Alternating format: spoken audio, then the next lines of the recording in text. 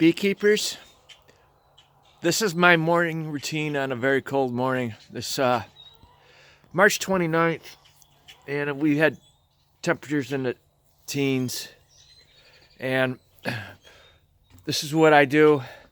We had a brutal north wind, of course that's the east, and then the wind was blowing from the north the last few days. It's not windy now, and it's supposed to warm up to 40s today. So I had these hives here. These hives here, I had them up here on the deck up against the wall here to protect them from the wind. With the exception of these two here. And every morning when it's cold, I go around and I check. And I have a major road south of me, so sometimes I can't hear very well the bees. So you're like right now there's a truck. But most of the time I can hear them, and I just kind of lift the cover, and if I can hear them I stop, but if I can't hear what's going on I actually have to see them moving. And then I have rags. I put rags in them when I move them, because sometimes even when they're cold, you move them around, they'll start coming out, and you don't want them coming out when it's cold. Okay, and then over here,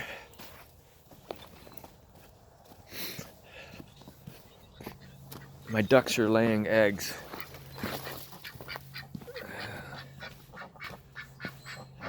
I go through these in the morning too. And if I can't see, like for instance this one down here, sometimes they're all the way down in the bottom deep. If I can't see them, I just quickly, this doesn't hurt them. Quickly, I've already done this, that's why they're moving around. You just lift the top off and you take a flashlight and you look down in between the frames and see if you can see them. See, these, I try to keep them underneath the roof. It helps a little bit. And underneath the roof and up against the wall. It's like these hives right here, they're supposed to go out here. So before they start flying, today they will go out there. And then, see, I do this early enough in the morning. If I find a colony that's chilled, I can bring it inside and put a hairdryer on it and save them. And I've already been here. What I like to do out here is, they're not underneath the roof, up against trees here, trying to block the wind. This hive here, I just moved it. What I did the other day, because sometimes the wind even come through here, I try to keep the wind from going through the sides of the hive if you can. See, that's how I had it for the last couple days, but I'm trying to move it back to where it belongs, because there's going to be a hive in between there. And which hive goes in between there? If you haven't seen my videos, I'll show you. But before I show you where the hives are right now, this is essential to have a piece of equipment like this. I can put 2 hives in the bucket, strap them in so they don't bounce off. This is my bee truck, but I used to haul bees when I move them from one place to another. So I have this tractor.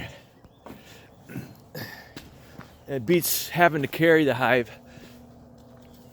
Well, I have to show you this. Okay, I've never placed bees out here before. This is my first time. See, I trimmed these trees. That's the north, and I noticed the other day, the wind comes right through there. So what I'm gonna have to do next winter, I'm gonna put some insulation board behind the hives.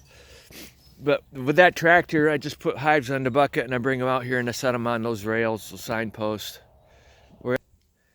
Well, for you people down south, if you've ever been up north, like for instance up Michigan, the northern states, it can be brutal during the winter.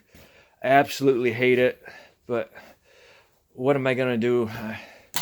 So anyway, these are the colonies. I was worried about them losing brood, or at least becoming a dead out overnight. And I have them, most of them strapped. Some of them aren't. That's why I don't have enough straps for all of them. This isn't strapped. I just put strap around it before I move it. And that one there is not strapped. Anyway, I move it out to the deck. Tractor bucket's there on the deck. I put it on the bucket and I take it where it needs to go. It's very simple. It saved my colonies from losing brood. And hopefully this is the last time I have to do it until next winter. Like I keep telling people in my videos, it's toxic chemicals that cause my bees to have a hard time. If it wasn't the toxic chemicals in the environment, I'm sure they'd live a little longer and I wouldn't have issues with them getting really small towards the end of winter. Okay, thank you.